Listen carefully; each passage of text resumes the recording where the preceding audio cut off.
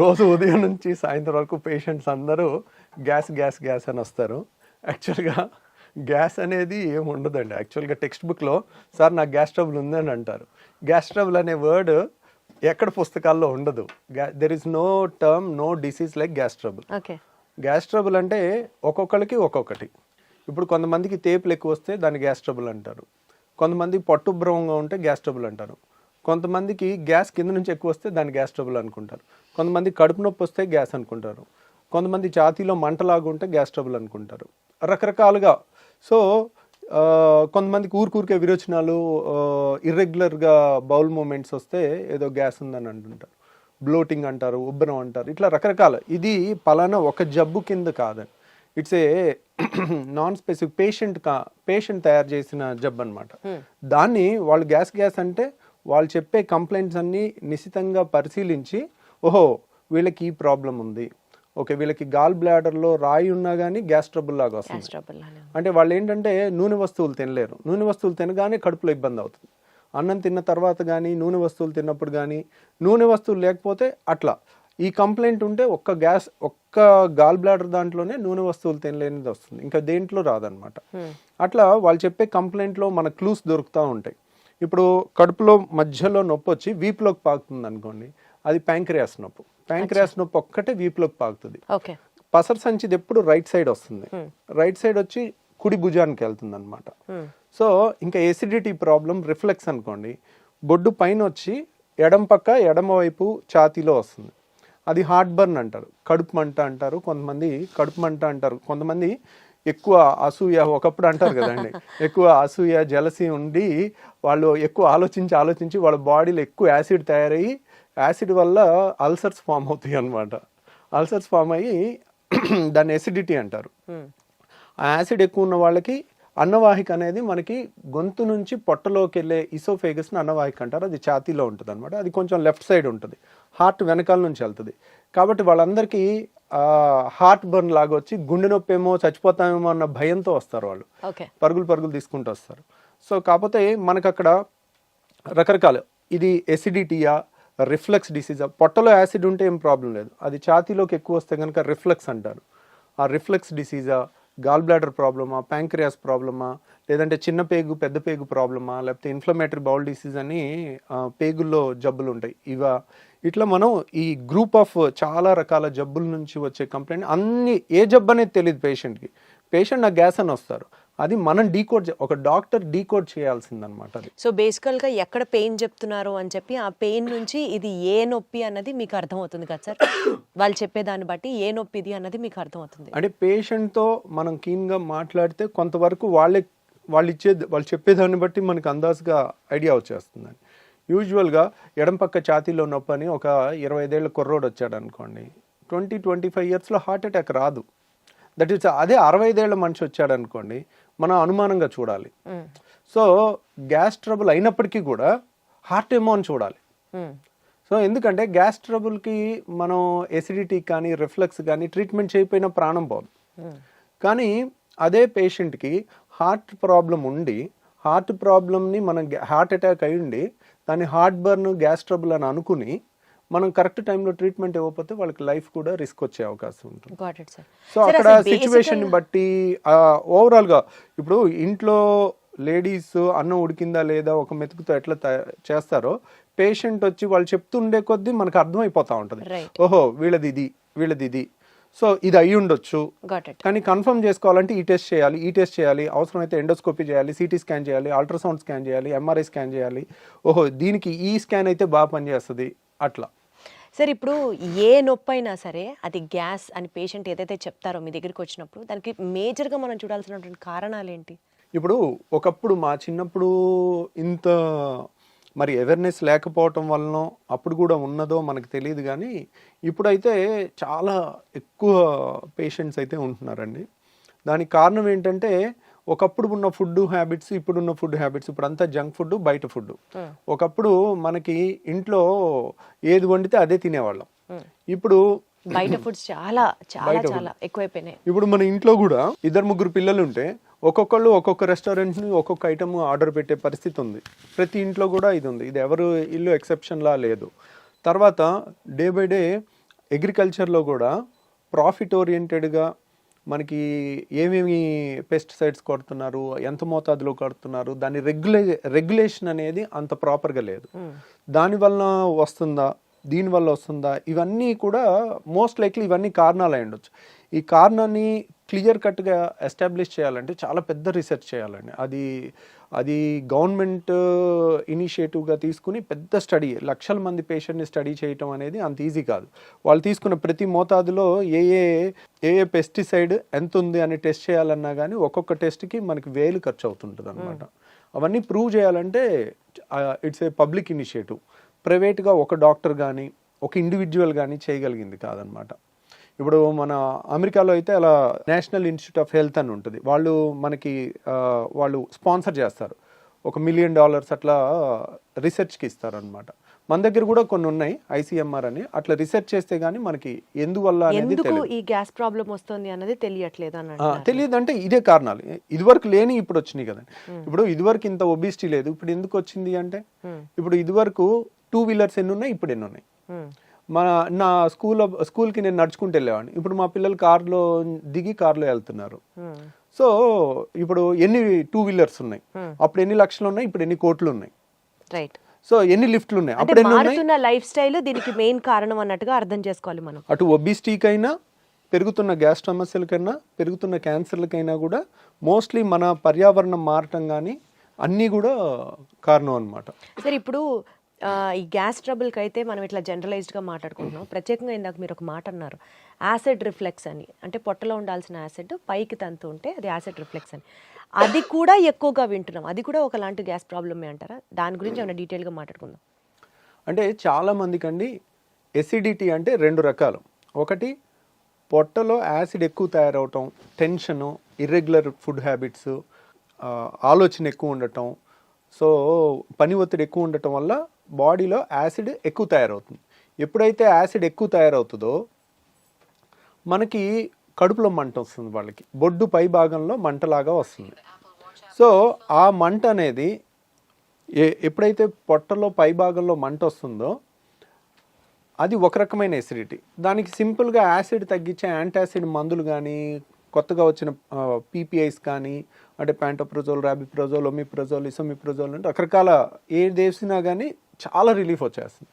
తర్వాత రెండోది ఏంటంటే, మనకి డైలీ మన నోట్లో ఉమ్ము ఉంటుంది, దాని pH 7.4 ఉంటుంది. మన స్టమక్లో హైడ్రోక్లోరిక్ యాసిడ్ ఉంటుంది, అది కాన్సన్ట్రేటెడ్గానే ఉంటుంది. అంటే దాని pH వచ్చేసి 2 ఉంటుంది, లెస్ దాన్ 2, 1.5 to 2. అంటే వెరీ ఎసిడిక్ ఎన్వైర్న్మెంట్. ఎందుకు, మన ఫుడ్ను అంతా డైజెస్ట్ చేయడానికి కానీ, అది ఆ యాసిడ్ ఎన్వైర్న్మెంట్ వచ్చిన క్రిముల్ని, అనవసరమైన క్రిముల్ని చంపడానికి కానీ అదొక ప్రొటెక్టివ్ మెకానిజం, డైజెషన్కి కానీ హెల్ప్ అవుతుంది అనమాట. సో ఈ యాసిడ్ అనేది పొట్టలో ఉండటం సహజ గుణం. కాబట్టి పొట్టలో ఎంత యాసిడ్ ఉన్నా మనకి ఇబ్బంది అయ్యదు. ఎందుకంటే పొట్ట గోడలో స్టమక్ వాల్లో యాసిడ్ని తట్టుకునే శక్తి ఉన్న వాళ్ళని ఆల్రెడీ మన బాడీ తయారు చేసుకుంది. ఇప్పుడు చూడండి, మన అరికాళ్ళు అనేది మందంగా ఉంటాయి.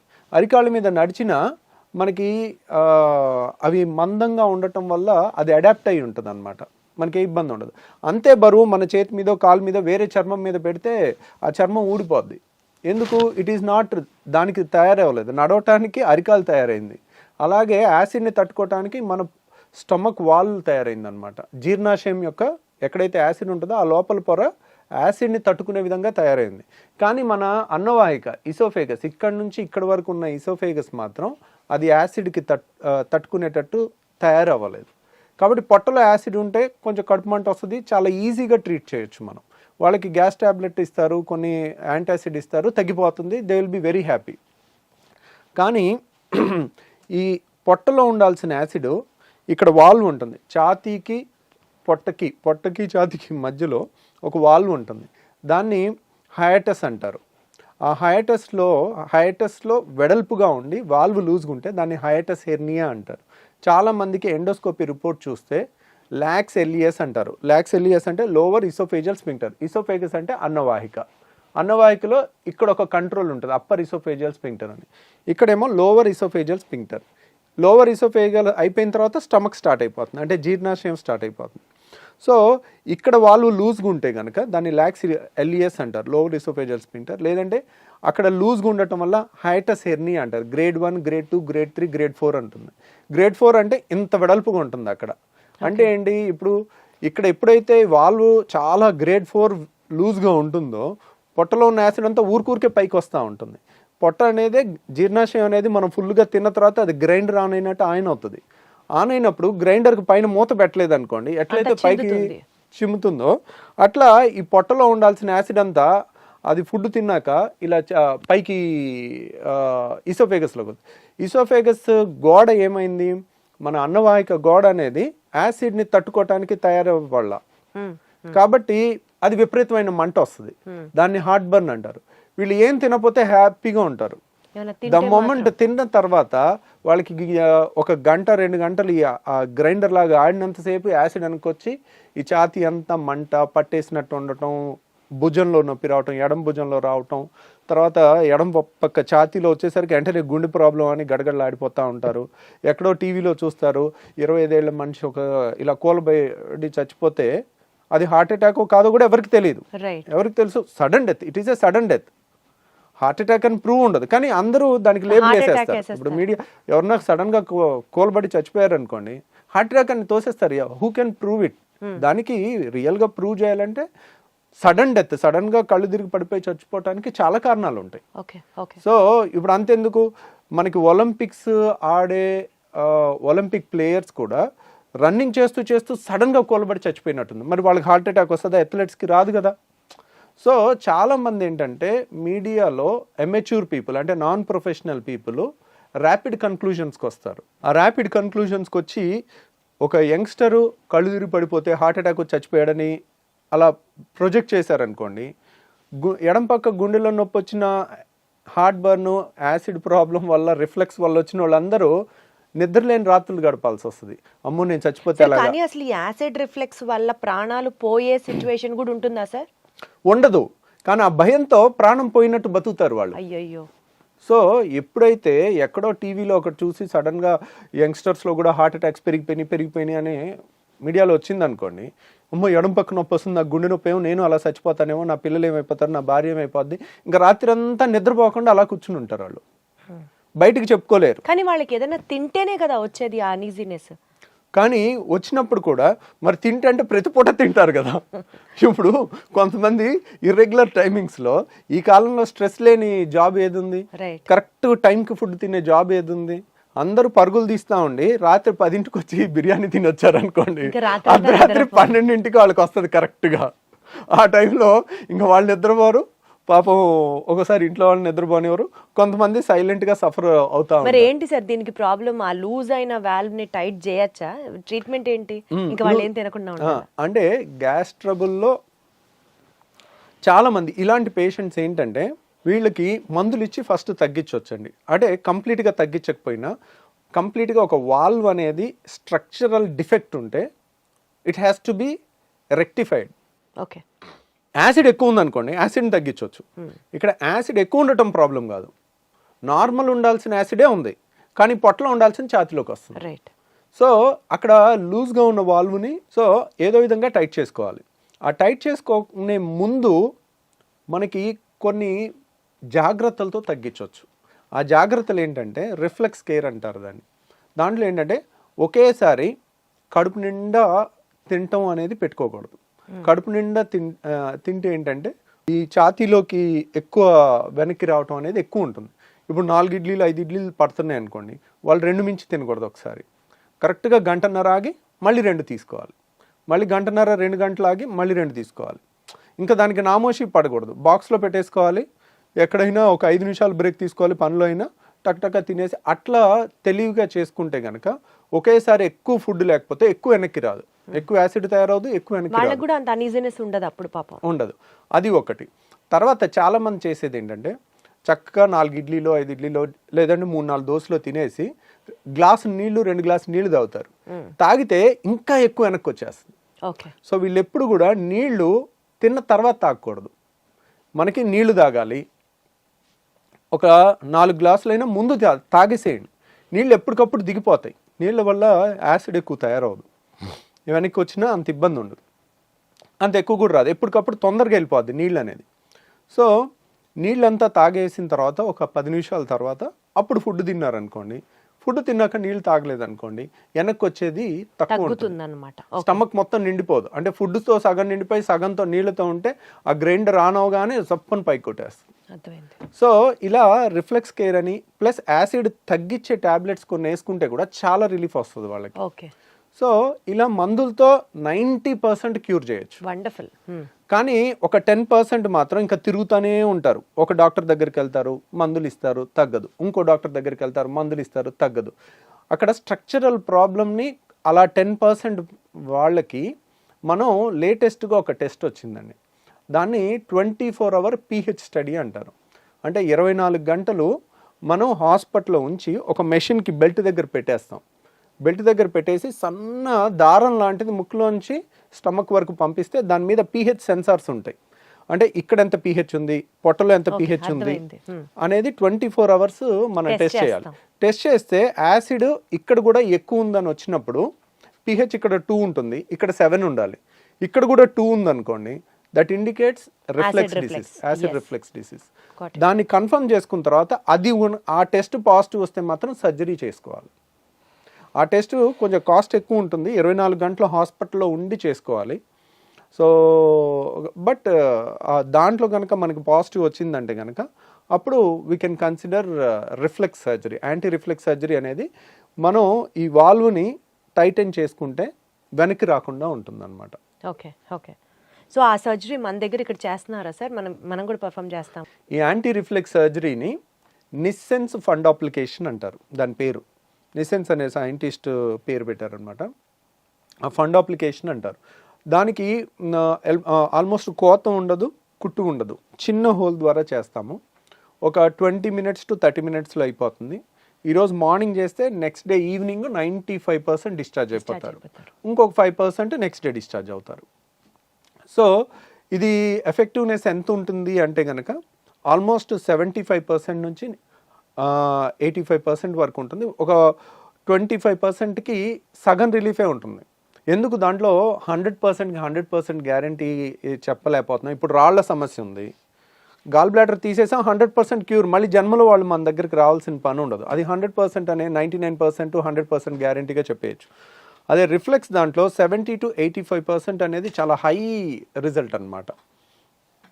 సో ఎందుకనంటే ఇప్పుడు ఏదన్నా తీసేయటం తేలిక. గాల్ బ్లాడర్ తీసేసాం, అయిపోయింది. గర్భసంచి తీసేసాం, అయిపోయింది. చెయ్యి నరికేసాం, నిమిషం పని. సో తీసేయటం తేలిక. మొండి చెయ్యిని ఇలా తయారు చేయలేం. మనిషి ఇంకో 1000 జన్మలు ఎత్తినా కానీ, సైన్స్ ఎంత డెవలప్ అయినా కానీ మొండి చెయ్యిని ఈ మూమెంట్ రాదు. రాయటం కానీ ఈ అద్భుతమైన క్రియేషన్ అనేది జరగదు. ఈ వాల్వ్ కూడా ఒక అద్భుతమైన క్రియేషన్. అది మనకి న్యాచురల్గానే పర్ఫెక్ట్గా ఉండాలి. దాన్ని మనం క్రియేట్ చేస్తున్నప్పుడు మనం ఒక గాడ్ క్రియేట్ చేసిన క్రియేషన్ అంత పర్ఫెక్షన్గా ఎప్పటికీ చేయలేం. 80% క్రియేషన్ అనేది ఇంకా వరల్డ్స్ బెస్ట్ రిజల్ట్ అనమాట. ఆ మాత్రం రిజల్ట్ ఇవ్వటమే చాలా కష్టం. అందుకనే అంత రిజల్ట్ కూడా ఇవ్వలేక ఎవ్వరు ఈ సర్జరీస్ అసలు చెప్పరు. మీరు 10 మంది నా దగ్గరికి సర్జరీ కోసం వస్తారు, వాళ్ళు ఆల్రెడీ 10 మంది గ్యాస్ట్రోఎంట్రాలజిస్ట్ని చూసుంటారు. ఇంకెక్కడ దొరక్క బాధపడి పడి పడి తిరిగి చివరికి ఇక్కడన్నా ఏదన్నా దొరుకుద్దేమో అని వచ్చేవాళ్ళు ఉంటారు. అట్లా వచ్చి తగ్గిన వాళ్ళు చాలామంది ఉన్నారనమాట. మనం ఆల్మోస్ట్ ఇండియాలోనే హైయెస్ట్ సర్జరీస్ చేస్తాం. ఇదేంటంటే టెక్నికల్లీ ఛాలెంజింగ్ అనమాట. మనం కొంచెం ఈ టైట్ ఎక్కువ చేసామనుకోండి, వాళ్ళకి ముద్ద దిగదు, పట్టేసుకున్నట్టు ఉంటుంది. మళ్ళీ తక్కువ చేసామనుకోండి వెనక్కి వస్తుంది. అది చాలా కరెక్ట్గా ముందు నుయ్యి వెనక్కి గొయ్యిలాగా ఉంటుంది అనమాట ఈ సర్జరీలో. సో అందువల్ల ఈ నిసెన్స్ ఫండ్ అప్లికేషన్ అనేది అంత తొందరగా నేను కూడా చెప్పను. ప్లస్ చాలామందికి ఒక టెస్ట్ చేసుకోమని చెప్తాను, మీకు రిఫ్లెక్స్ ఉందా లేదా అని మీరు తెలుసుకోవటానికి. ఇప్పుడు సపోజ్ సార్ ఊరికే వెనక్కి వస్తుంది సార్, తిన్న తర్వాత ఇబ్బంది అవుతుంది సార్, ఛాతీ మండుతుంది, గొంతులోకి వస్తుంది, తేపులు వస్తున్నాయి, మెతుకులు వస్తున్నాయి. ఊరికే కొంతమందికి ఏంటంటే రాత్రి 10ంటికి తిని పడుకుంటారు, పడుకున్న తర్వాత వెంటనే నిద్రపోతారు, పేగులు కదులుతూ ఉంటాయి, కదులుతున్నప్పుడు ఈ వాల్వ్ లూజ్గా ఉంటుంది. అది ఒక్కసారి ఇలా గ్రైండర్ లాగా మధ్యలో ఒక్కసారి ఆన్ అయినప్పుడు టక్కున బుడుకుమని గొంతులోకి వచ్చేస్తాయి, వాటర్ వచ్చేస్తాయి. వాళ్ళు నిద్రపోయి ఉంటారు. మనిషి సోయిలో ఉంటే వెంటనే ఆ వాటర్ని మళ్ళీ మింగేయటమో ఊసేయటమో చేస్తారు. ఇంతే వస్తుంది, కొద్దిగే ఒక గుక్కంతా వస్తుంది. వాళ్ళు నిద్రపోయి ఉండేసరికి అది పొలమారుద్ది, దగ్గిలేస్తారు నిద్రలో పొలమారి. సో ఇది ఒక లక్షణం అనమాట రిఫ్లెక్స్కి. ఇంకొకటి ఏంటంటే కడుపు నిండా తినేసి ఏ మనిషి అయినా, సపోజ్ ఒక 20 ఏళ్ళ కుర్రోడో 30 ఏళ్ళ పర్సన్ మన దగ్గరికి ఈ కంప్లైంట్స్తో వచ్చినప్పుడు, కడుపు నిండా 4-5 ఇడ్లీలు అందరూ మీ ఫ్రెండ్స్ అంతా ఎలా తింటారో అలా నువ్వు తిని ముందు కొంగు, ఓకే, ముందు కొంగి కాళ్ళతో చేతులతో కాళ్ళు పట్టుకోవటానికి ట్రై చేయి. అప్పుడు ఏమవుతుంది, నువ్వు ఎప్పుడైతే ముందు కొంగుతావో ఈ ప్రెషర్ పెరుగుతుంది. మనం ఇలా ముందు కొంగగానే పొట్టని స్క్వీజ్ చేస్తాం, పొట్టలో ప్రెషర్ పెరుగుతుంది. ఈ వాల్వ్ లూజ్ ఉందనుకోండి, వాళ్ళు ఆపలేరు, టక్కున గొంతులోకి వచ్చేస్తుంది. సో ఈ టెస్ట్ అనేది ఎక్కడ పుస్తకాల్లో లేదండి, ఇది ప్రాక్టికల్ అండ్ కామన్ సెన్స్. ఈ టెస్ట్ అనేది మోస్ట్ వాల్యుబుల్ థింగ్. ఎందుకంటే 10 మంది చేస్తుంది మీ ఫ్రెండ్స్, మీరు చేయలేకపోయారంటే దాని అర్థం ఏంటి? దెర్ ఈజ్ ఇక్కడ రిఫ్లెక్స్ ఉంది, వాళ్ళు తేడా ఉంది, దాన్ని సరి చేసుకోవాలి. సో బేసికల్గా లైఫ్ స్టైల్తో మీరు చెప్పినటువంటి తక్కువ మోతాదులో తినడం, గ్యాప్లు ఇచ్చుకుంటూ తినడం, ఇలా చేసుకుంటూ టాబ్లెట్స్ కొన్ని మీరు సజెస్ట్ చేసిన వాడడం ఒక పద్ధతి. అండ్ ఇంకా కాంట్ బట్ అనుకున్నప్పుడు there is also surgery option which is only 80 to 85% accurate. దీన్ని మనం ఇంకా కంప్లీట్గా ప్రివెంట్ చేయడం అన్నది ఇంకా మన చేతిలో లేదు కదా సార్, బికాజ్ అది స్ట్రక్చరల్గా వచ్చినటువంటి చేంజ్ కాబట్టి. సో దాన్ని మనం ప్రివెంట్ చేయలేము.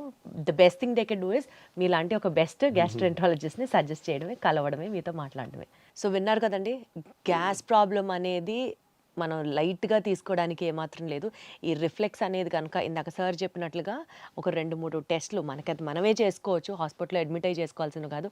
ఇలాంటివి గమనించుకుంటూ ఎప్పటికప్పుడు మనకు ఆ రిఫ్లెక్స్ సమస్య ఉందా, మేబీ దీనివల్ల ఇంత ఇబ్బంది పడుతున్నామా అన్న ఒక మినిమం అండర్స్టాండింగ్తో డాక్టర్ని కలవడం చాలా చాలా చాలా అవసరం.